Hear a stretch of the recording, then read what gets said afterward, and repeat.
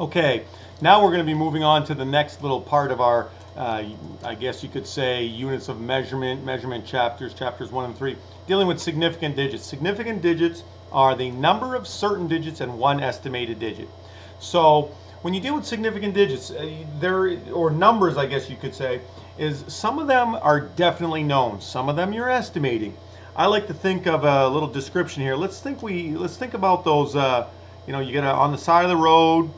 Here's my little road drawing, and we've got one of those big trucks. I don't know what it looks like here. How about one of these things? Let's kind of make it blue, and we've got the front end of the truck, and a little this, and then a wheel, and then a big truck, and we've got a couple wheels, all right?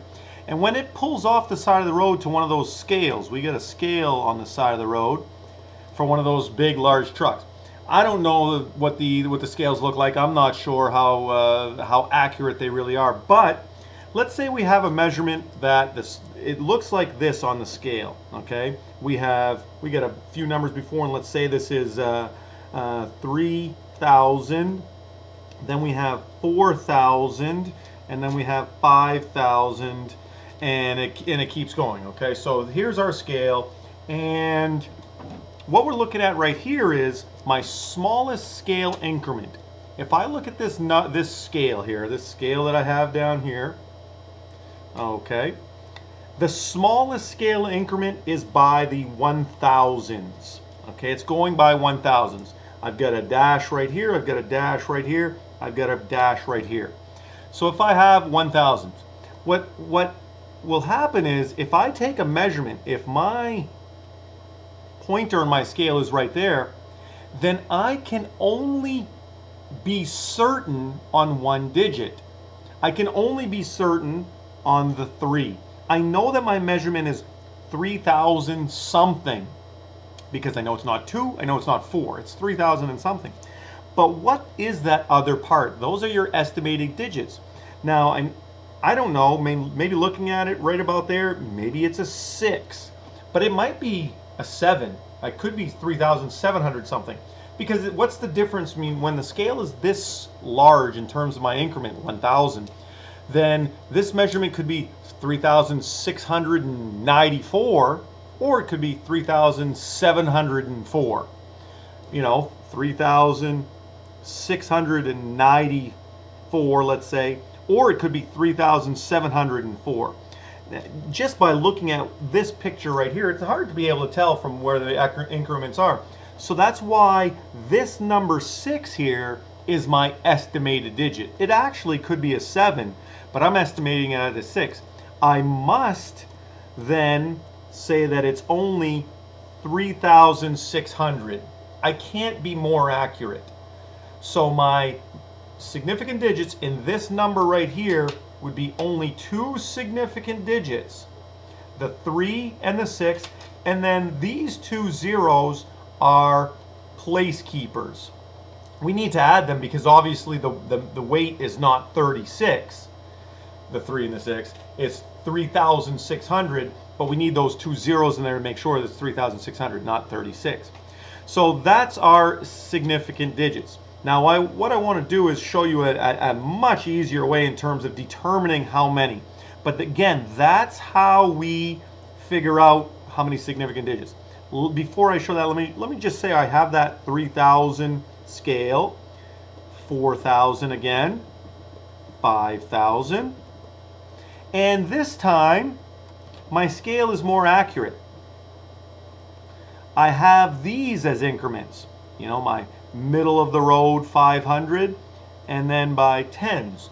So now I don't have to put numbers. There doesn't need to be a 100 underneath each of those increments, those dashes. But now my smallest scale increment is 100. So I can be much more accurate because if I still have that same measurement, let's say it's now right here, I know that my measurement is 3,600 because I'm certain it's a 3. I'm certain it's a 6 because it's between 6 and 7. And now my estimation is happening here. Let's say it's a 5. And I have to put my 0 in there for that placekeeper. So now notice, because my increments are smaller, a while ago I had 1,000 increments, now I'm at 100s, I can be more accurate with my measurement. And here I would have 3 significant digits, 2 that are certain, the 3 and the 6 are certain digits, and 1 estimated digit, in this case would be the 5. Okay? Now, like I said, there's another way of determining how many. This is a nice little way. I saw this a long time ago and I continue to use it. I use these rules for determining sig dig.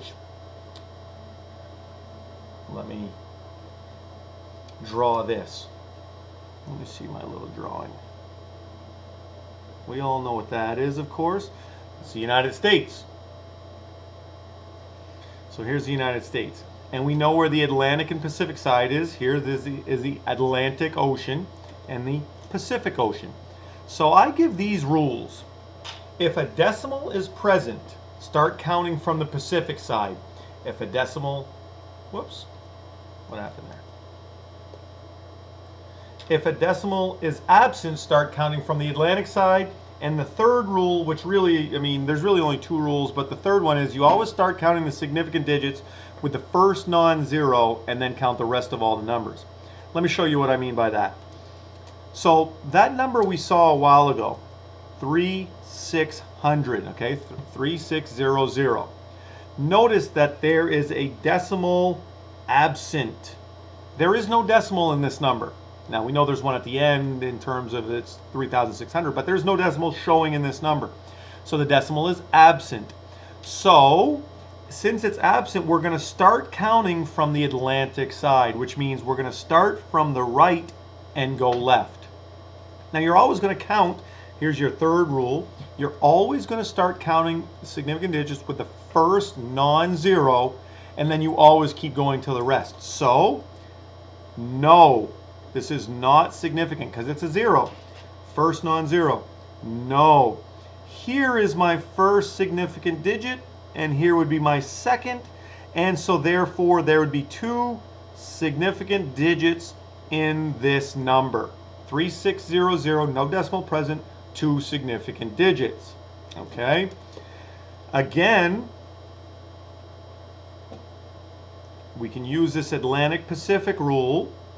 If I do my little drawing of the United States again, don't really need to, but I love it. It's a beautiful picture. 364, whatever that other one was, decimal, absent. Start counting Atlantic side. First non-zero, no.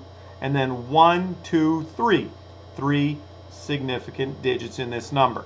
Okay? Let's now take a look at if there's a decimal present, let's say.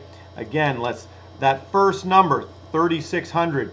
If I make that 3600, but I put a decimal here, same number of numbers, but it's 36.00, so 36.00, then there's many more significant digits. Here there's a decimal present, so we're going to start from the Pacific side and continue across.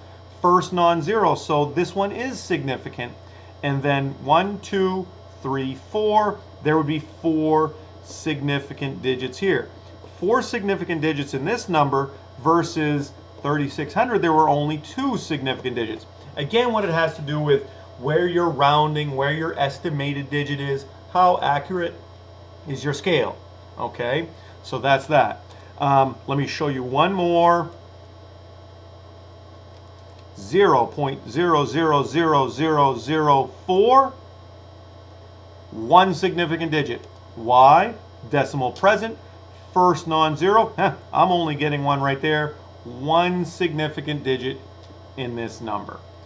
Now, obviously, these zeros are important. I don't want to say that they're not important. They're not. They are important because we're telling you the difference between, 4 versus that. And obviously 0.000004 is smaller than a 4, but they both still only have 1 significant digit.